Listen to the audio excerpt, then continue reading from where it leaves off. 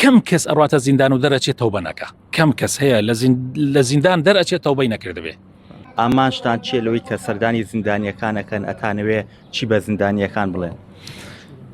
ئێمە پەیاممان ئەوەیە کە بینە ئەم شوێنە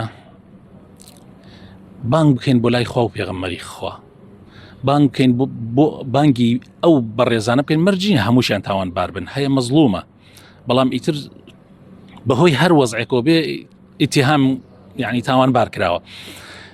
ئێمە هاتوین ئەوانەی کە تاوانبارن خۆیان بخەینەوە بیر، پێغەمبەری خۆیان بخەینەوە بیر صلی الله عليه وسلم، ئومێدیان پێ ببەخشین بۆ ئەوەی کە یعنی احتیمالی زۆرە دەرباز ببن.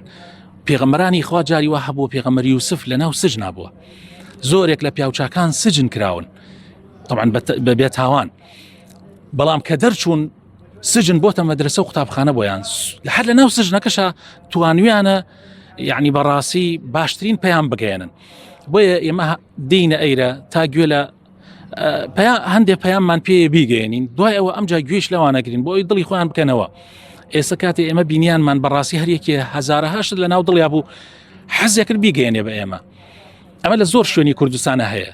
من مامۆسا ئەندازیار عوسمان کە بانخوازێکی دیاری کوردستانە بەردەوام لە گرتوخانەی سلێمانیە ئەم هینەی هەیە، یعنی ئەڕاتە ئەوێ 2 هەفتە جارێ مانگی جارێ ئەچێ ئەڵێ زۆر سوودی بووە، بەڕاستی ئەڵێ خەڵکێکی زۆر لەوێ تۆبەی کردووە، خەڵکێکی زۆر گەڕاوەتەوە.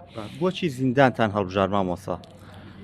ئێمە هەوڵەدین پەیامەکانمان لە هەموو شوێنێ بۆ هەموو شوێنێ بگەین، بەڵام زیندان بەعام وەکوتم مەرجنی هەموو کەسی بێتە زیندان و تاوانبار بێ، شوێنی تاوانبارانە.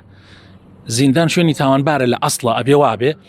جا ئێمە یعنی ئەوان لە هەموو کەسێ شایستەترن کە ئێمە پەیامی خوا و پێغەمبەری خۆیان پێ بگەێنین، نەسیحەتیان بکەین، ئامۆژگاریان بکەین. بۆیە زیندان من وهەسەکەم شوێنێکی زۆر شوێنێکە بەڕاستی کەم کەس ئەڕاتە زیندان و دەرەچێت تەوبە نەکە کەم کەس هەیە لە زیندان دەرەچێت تەوبەی نەکردبێ. ئێمە وەکو زانایانی ئاینی بارکی سەرشانی خۆمانی دەزانین ڕۆڵ و کاریگەریمان هەبێ لە ئیسلاح و چاکسازیکردنی ڕۆڵەکانی ئەم خەڵکەیە. یەکێ لەو شوێنانەش کە زۆر گرنگە مامۆستایانی ئاینی تیابن بەمبەستی چاکسازی بەندیخانەکانن. بۆیە پرۆژەیەکمان هەبوو لەگەڵ بەڕێزان لە بەرەبایەتی گشتی پۆلیسی گەرمیان و بەتایبەتی بەشی پۆلیسی گرتن و گواستەوە باسمان کرد، قسەمان لێ کرد، ئەوانش بە خۆشحاڵیەوە هاتن بەدەم پرۆژەکەی ئێمەوە و هاوکاریان کردین، سوپاس بۆیان.